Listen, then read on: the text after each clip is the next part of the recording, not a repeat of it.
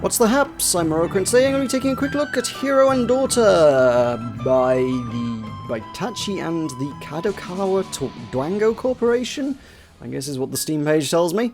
This is a game, as you might have spotted from the background images scrolling by, that it's a game about women who don't wear a lot of clothing. It's certainly one of the predominant themes. It's an RPG Maker title, and normally that's the sort of thing that would send people running for the hills. Normally that would include me.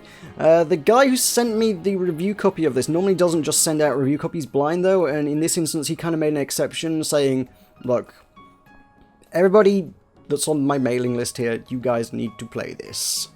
He wouldn't normally do that. He'd be like, look, I think it's this important that you guys play this game. I think this game is so worth your time that I'm going to give you the game anyway, regardless whether you have any interest in it, and you need to play it. Everybody should be playing it. So I have taken him up on that. It's a strange thing, yeah. It's definitely a game that a lot of people will be like, you know what? No, upon first instance, because it's one of those games that looks like it's mostly about... It's predominantly about naked women, if we're honest. It certainly gives that impression. It's a very heavy core theme. But yeah, the RPG Maker thing doesn't help it much anyway, either. So, yeah, RPG Maker, as I say... I can't show you the options menu, particularly, because RPG Maker does not tend to come with one. They've managed to kind of shoehorn one in a weird kind of way. Through gameplay elements, you can go into this side room, which is the options room, which then if you like, there's a volume switching thing, which, to be fair, does the job. Everything's on separate sliders, but it's a strange way to go about doing that. There is village XP gains, a lot of these are kind of gameplay elements, battle effects, random return events, defense events... I'm not even sure what that is. I think that's something that might happen a little later on in the game. They don't seem to have occurred yet. The game keeps adding stuff as you progress. There's a lot of progression in this game. I thought I was doing fairly well through the game, but I think there's a heck of a lot more to see than I've actually met. Again, with the RPG Maker thing, if you're looking at the visual style and saying, hey, I've seen some of this before, especially if you've ever used RPG Maker before, because it's been on sale plenty of times, lots of people have it, you will notice that a lot of these are the stock assets. In fact, it's almost entirely, possibly entirely, everything except the characters, I think, might well be just stock assets that are just from the vanilla engine. Without downloading any sort of, graphical packs or creating any custom art assets. Yeah, it's all just straight out of the game engine, the core out-of-the-box RPG Maker VX Ace. Which is, again, at first that's going to put people off, but I think it's all intentional. This whole really generic thing, the whole game is designed, it's built from the ground up to mock and play with the idea of established tropes, particularly JRPG tropes. It's all very, very silly, and nothing's kind of what you'd expect. For starters, the game begins with our hero here, Ralph, the leader of a party. He is, as you can see, after me playing the game for 3.5, 4 hours, he's level 1. Because he was cursed by the king for being too cocky. He's saved the world many, many, many times, and he's getting a bit cocky about it. So the king decided to put him in his place by making him drink a potion that would remove all his XP and lock his level at 1. So no matter how much XP he gains, he will always forever be level 1. And then he has to go out and save the world anyway, because the big bad supervillain has returned to destroy the world, and someone needs to save it, so Ralph, he's the hero, he needs to go do it, right? Oh, he's gonna have trouble at level 1, right, yeah. So how can he do this? After being defeated a couple times in combat to some very low-level enemies, we bumped into this chap, the Harem-Mancer, which is an entertaining title, I kind of like that. In exchange for these powerful artifacts known as Summon Stones, he can exercise his one real power in the world, which is to summon attractive women into the world. His ability is literally just, he can make women appear. And for whatever convoluted reasons, they usually sort of wind up joining your party, and they can gain levels, so they will basically fight for you. So let's do that. I've got a few stones lying around in my inventory. Let's summon some women into the world. We've got like a cheerleader? Shirley, I guess, is, yeah, cheerleader, I think. There's all sorts of things. Some of them are kind of just, I think, original characters for the game, and then other ones seem to be borrowed from... I don't know if they're like other RPG Maker titles, or if they're borrowed from anime or what. I don't know enough about these things. I'm not the right person to be asking. Usually when you kind of get introduced to the character at the end of these little introductory scenes, it'll say, this is this character, this is what their strengths are, and here's where they're from, if they're from anything. Everyone eternally mocks the characters, as we see here. A lot of them are like, you're level 1, lol. You're so feeble, I'll fight for you. So she's probably a support character? She's cheering me on, which is, I guess she's buffing, right? So what's she gonna do? She's a support character. Shari joined the party, she is support. There we go. Kinda saw that coming. Let's try another one. I've got a few available to me. There are, I think, 30 women total in the game, and then there's like 6 others that you can also unlock through special events and things in the world. So she's a fencer. I'm well known for being a mighty warrior, but no, level 1. So once again, we're gonna get mocked. But then she's like, oh, we'll have a match later. Oh, look, boobs. There you go. Fair enough. Oh, obviously appropriate fencing attire. Such is the nature of the game. It's kind of... I don't know why they've gone with the anime women all the way thing for just for the purposes of mocking RPG tropes. I don't know, but... whatever, we're stuck with it. So all these women are going to appear around town. So there's Schilt, our fencer who's just arrived. You'll get conversations with them. They all have kind of an affection rating that each time you talk to them and get a conversation, that will go up slightly. And as your affection, basically, I guess you unlock the conversations as affection goes up. So you can give them presents. You can give them a ring. Hey, have a ring. And I was like, yep, there you go, have a present. So that's going to up the numbers as well. So now you've got 15 affection. Mostly that's really going to be gained by taking them in your party and taking them into dungeons. So if I were to manage my party, you can see there's all the ladies that are unlocked, and you can create a party of 3 to go with your hero. You can't take the hero out of the party because he's level 1 and he's the hero. You can't not have the hero in the party, right? But he's going to tag along all the time anyway. And he's going to be pretty useless, unfortunately. You just kind of got to try and keep him alive as best you can. He does have his uses in some strange ways. Insofar as, were I to say, talk to one of my characters over here, we can give her XP. So my character has 60,000 XP at present. That's the thing. He can't use that XP because he's eternally locked to level 1. But he can give that XP to other characters. So by having him in the party and having him alive, he almost kind of acts as a weird sort of reserve bank of XP that I can then go, hey, which of my characters do I want to be slightly high level? Well, my princess is level 29. If I head over here, I want to bring her up to catch up with my other characters. I guess we've got to burn through the conversations, and then we can give her some XP. Like, oh, okay, how about you have 20,000 XP. So now she's up to level 31, so she's far closer to the characters now. That's a better team, I think. What did I just unlock? We got all the characters have got their own self skills. These are kind of based on their characters and skill types. So she's obviously a buffing kind of character. She can improve everyone's luck, improve everyone's defense, improve everyone's attack, or heal 30% HP. Actually, that's really powerful. Actually, I'm kind of glad I've got her with me now. So I think they gain abilities every 5 or so levels. And I presume that sort of tapers off later, because I think the level cap's like 999 or something. So I presume that doesn't go on forever, but early on they'll gain abilities every 5 levels. And some of them are fairly powerful, as you see. It's kind of... I don't think that costs anything to use either on the self skills. Oh no, it does, yeah. And the healing ability is a bit more powerful, but normally her buffs don't actually cost anything to use, so she's a fairly potent little character to have around. And then my other two, those two are basically just melee kind of damage characters, or well, at least physical damage characters. So they can just deal out a lot of damage. Let's go for a wander out into town, have a wander around, see the sights, see the things. This is a village, there are a lot of people to talk to. One of the strange quirks of things is that every time we talk to someone in the village, each time, you know, if you go between dungeons or after I've gone into and out of buildings, it kind of refreshes everything. There's a green flash each time you talk to a character, and some of the villagers will give you something, but each time you see that green flash from talking to someone, you are basically... I'm getting a lot of things from people here, that's kind of cool, but yeah, his health will go up by 1, so 456 there, let's go find someone else. Hi there. Now my health is 457. Each time you talk to a person, it goes up 1 level. That's a strange thing. That's a clown. Why is there a clown? There are lots of strange things that happen. The town can level up by gaining XP. When you go into a dungeon, the girls will earn XP for you. Every time you buy something from a vendor, the town will gain XP, and more things will appear on the town.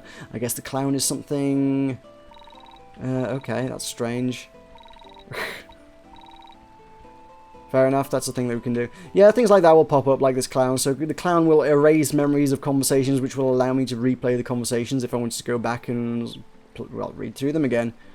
We've got the guild here is used for claiming bounties. There's some posts on the wall that are like, here, all the dungeons have got some tough enemies in there that can appear at random, and if you kill them, they will be you can claim the bounty on them for money. Got a couple shops, RPG style obviously. We've got these are your basic potions and things, they're fair enough. If we go to the next shop over, you can see a lot of the girls that you have recruited will hang around town as well. So you can talk to them out and about. In here we can buy spells. It seems like everybody can learn every spell, much as actually, to be fair, everybody can use all the equipment. There's no real restrictions on who can do what in this, in terms of sort of generic equipment and abilities. It's only the character's innate sort of special abilities that are really restricted. So we can teach a bunch of spells and things to some of the characters if we're willing to buy books, and of course that will be spending money in the town, so that will get some money for the town as well. So where can we go? We can go out and about. It's a very generic RPG thing, kind of a bit. It's all a bit tongue-in-cheek. It's like, oh no, the evil man in the big black tower has come to destroy the world. Fortunately, there are 3 dungeons with 3 magical artifacts that can open the tower, and you can go into them. And we shall do that later. Let's head on into the 3rd dungeon. Why not? There's the fire dungeon. And once you've defeated the Dark Lord, which doesn't actually take you all that long. You could be forgiven for being a little disappointed about how quickly you managed that, but the game keeps going. In traditional RPG fashion, it just kind of goes, hey, there's more. There's a twist. There's another big bad. It's even bigger and badder. Here, go kill that now. I would say story spoilers, but it's such a trivial and uneventful story that it's not I scarcely feel like it's a spoiler, if I'm honest with you. Like I say, it's just playing off the genericness and kind of toying with the ideas of RPG and JRPG tropes that you could kind of seen it coming, I think. Alright, so we've got a fight. This is a fight against a few generic enemies. We've got our self-skills. He can take only 10% damage in 1 turn. That's pretty much about all he's good for, is reducing how much damage he takes, if we're honest. She can buff everyone, so we've got the healing. That's very nice to have around. Increase everyone's attack is a good one. Most of them don't. I haven't really given much magic to many of them. I think my princess has got a few more magic spells, which is a bit better.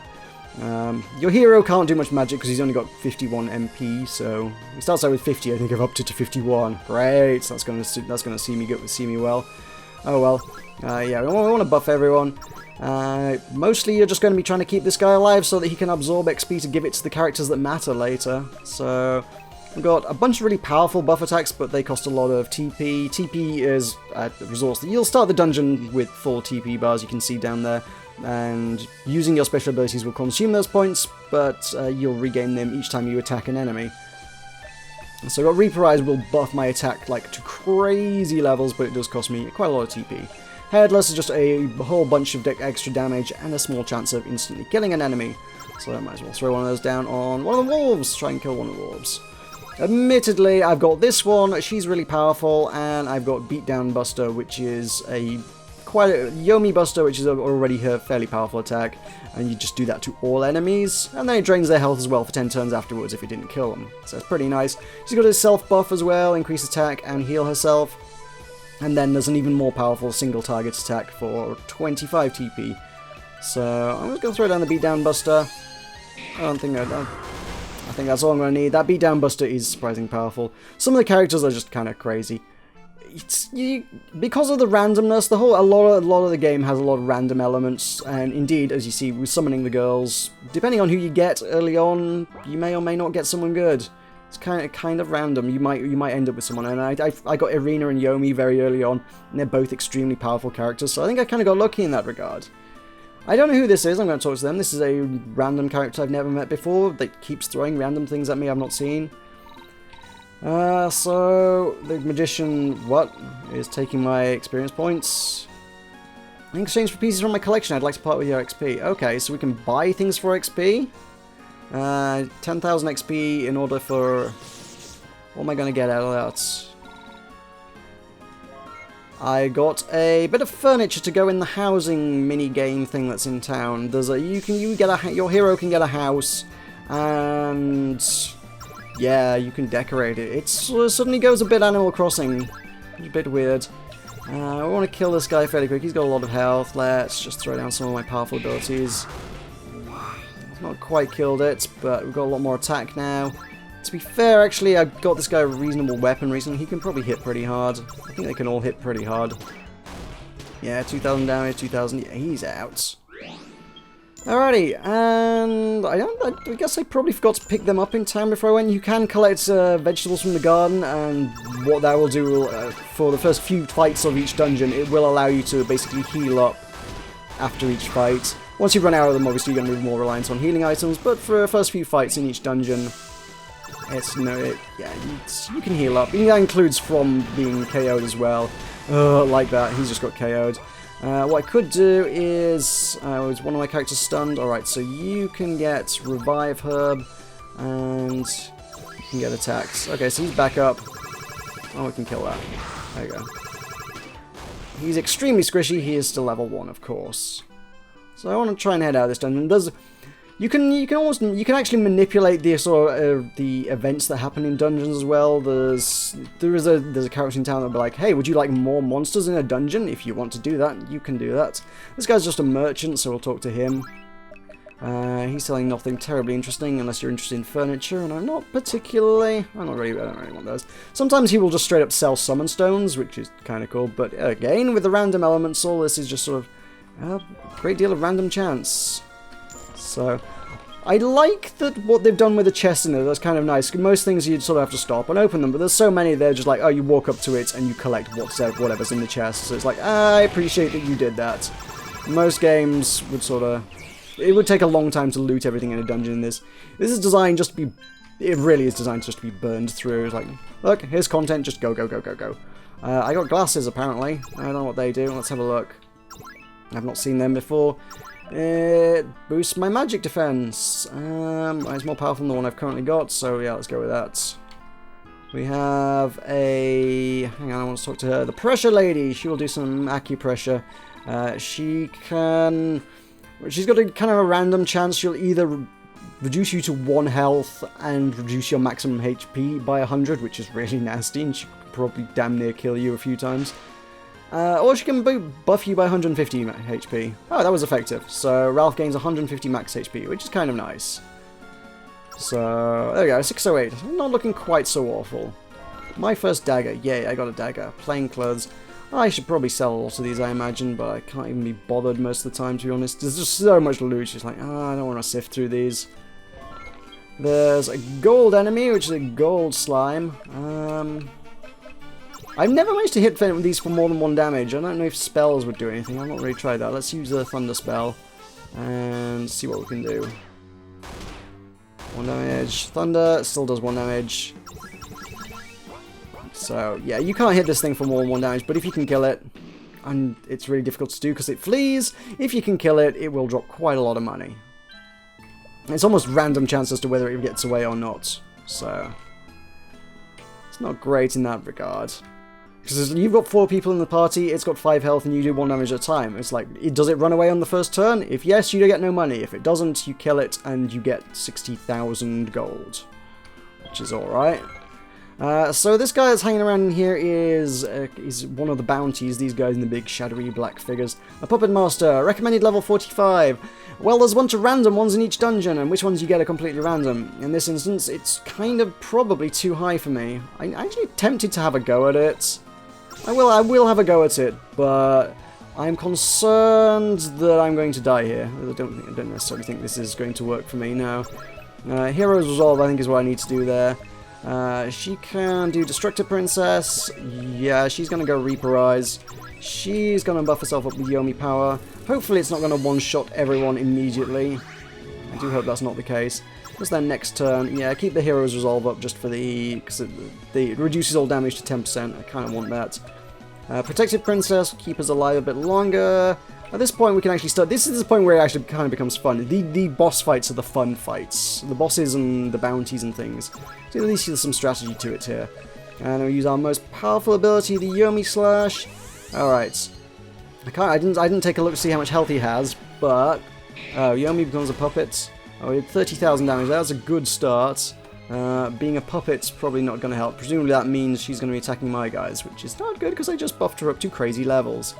How much attack does he have? 3,000 health left. Okay, he's kind of dead here then. Alright. Can we hit him for 7,000? We can. Because she's got all guaranteed critical hits and a crazy ton of damage buffs. There we go. Bounty claimed. Cool. That actually went far better than expected. We'll talk to the old man. I'm not sure what the old man does. Could you massage my shoulders for 3 seconds? Right, I've seen that this guy appeared really early, and he's actually pretty good for leveling up the town, which otherwise is a surprisingly slow process. So I guess I need to mash the Z key, which is the enter key for RPG Maker, as many times as I can in 3 seconds, and I will get 100 town XP for each press. Okay, right, go!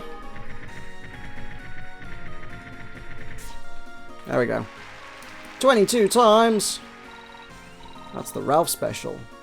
And he gives me a bit of furniture, and the town levels up to level 6. Yeah. That's normally fairly difficult to do, so when that guy appears, that's actually pretty good. And then final boss of the dungeon. The boss is just like, oh, hey, it's you, because I've been here before, I fought him before, defeated him before. We didn't kill the boss, we defeated him in combat, he gave us the artifact we needed, and now they're just like, hi, you're back, alright, sure, let's have another fight, why not, you're here now, okay, sure, let's do this. So, Hero's Resolve, Destructive Princess, buff everyone's attack. I actually don't have, because I just blew quite a lot of TP in that last fight, she's not going to be anywhere near as I can't use Reaper Eyes or Deadly Arena, which is also a crazy good ability because it allows me to attack like 5 turns per attack, or if not more, something crazy.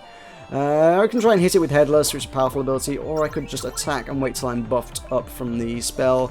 And the Princess is kind of a slow one, so it seems to be the buff kind of goes off after everything else. Yeah, I've got the TP, might as well bring on the Yomi slashes. Right.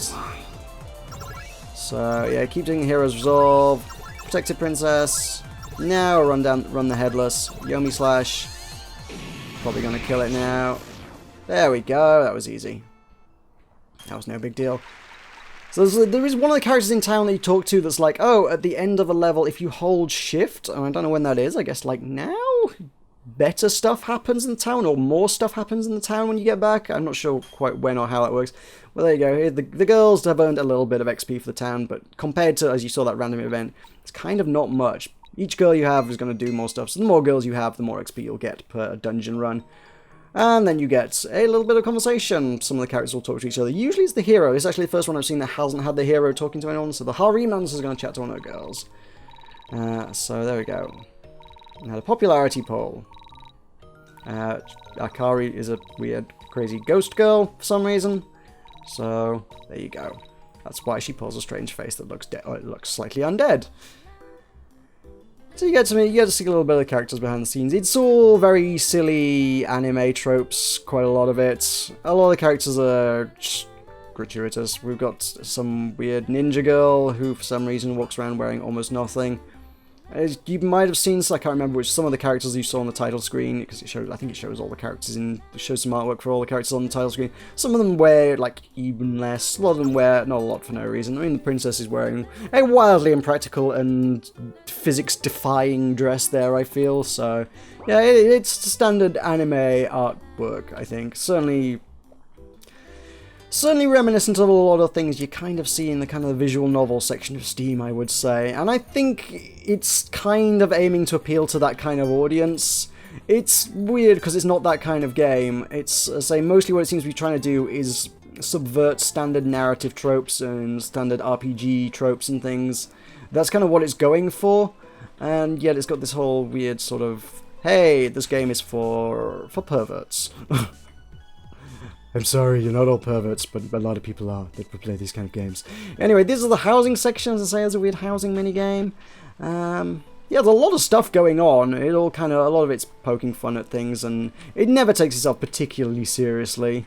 Yeah, there's this tent that's got the guy that can just change the mechanics of the game. It's like, hey, how much loot do you want on each floor? Okay, adjust chest contents, so... Yeah, I'll go into a dungeon, it will only have armor, it will only have weapon, it will only have items if I go into a dungeon. Things like, hey, let's just have more enemies. Hey, let's just have less enemies on each floor, which I guess is for whether you want to grind or not. Or you can just start deeper into a dungeon, really. It's kind of odd. It's not the sort of thing you'd expect to find in an RPG, so it's like, hey, yeah, no, just sort of mess around with it. Some of the mechanics are kind of exploitable, but at the same time, because I don't think it cares. As you can see, it's just like, hey, do you want more enemies? Here, have more enemies. Yeah, no, grind, get more XP, become more powerful. There's a lot more content as well, as I say, as you keep leveling up, things keep appearing in town, more stuff keeps happening, and even once you've defeated the first big bads, yeah, it's like the world's like, hey, here, have more. Whereas normally it's just like, hey, that's the end. Nah, it's not the end. Nah, there's more. And then I think when you're done, there's like, it just throws more challenges at you. Like, hey, look, bonus content, because that's what RPGs do. They even kind of lampshade that a little bit. They're like, oh, what do you think this is? A video game? Bonus dungeons? What are you talking about? Oh, of course there's bonus dungeons. There's always bonus dungeons. It's not taken seriously in any way, shape, or form. It's just playing with tropes and ideas, and it's a bit silly. And it has anime girls. So it's definitely not going to be to everybody's taste. It's not a game I can universally recommend or anything. I will say it does have some issues as well, certainly in regard to this one fairly significant game-breaking bug where I bumped into on 2 occasions now where the character just eternally walks to the left and you can't do anything but that. You can stop them walking to the left, but you can't walk to the right. If you hold right, your character just stops where they are. Which means if you can't get to the save point, the book in the pub, if I can't make it to here to save and quit the game, any progress I made since I last saved is kind of lost, because there's literally no way to get around that. If I walk past that book, I can do nothing except quit the game and lose all my progress, which is kind of game breaking. And I would say that needs to be addressed. Whether that's an RPG Maker thing, or whether it's an issue for this game specifically or not, I don't know. Hard to tell. It kind of is. So certainly an odd one.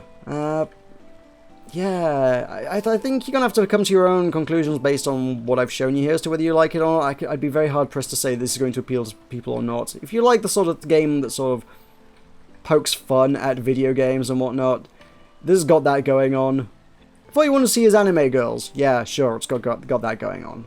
I know full well there is an audience out there that is all they want. If you're looking for nudity, this is not the game for you. I will say that's always one of those popular questions on Steam forums for games that involve anime girls. Is there nudity? No, not that I'm aware of anyway.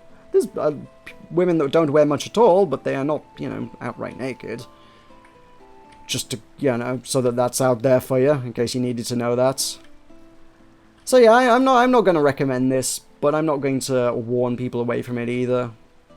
I think it's an odd title. It's an intriguing title.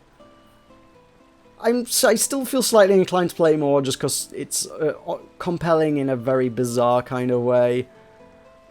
But I would have a hard time saying, yes, you absolutely should be playing this game. I don't think I can do that.